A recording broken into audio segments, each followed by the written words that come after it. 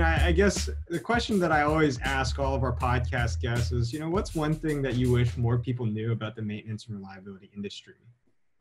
It's how much fun you can have. I've spent a lot of time in operations, then started off in engineering, went to operations, and then I just came back, just drawn to the problem solving, the ability to resolve large scale issues. I think I said to you before, but it's having that high five when you've had a failure.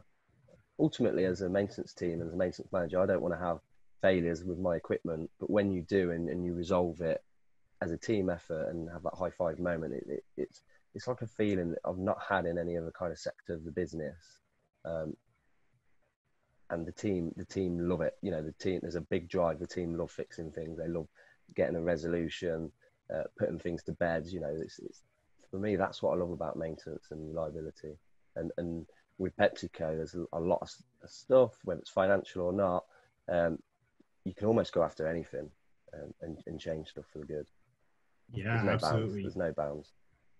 Absolutely. I surprisingly, I've heard that once or twice where, this field is very gratifying when it's almost like a puzzle, right? Yeah. Yes. And once you get that thing turning, then it just feels so gratifying. So I definitely think that's something that more people outside of our industry can and should know as well.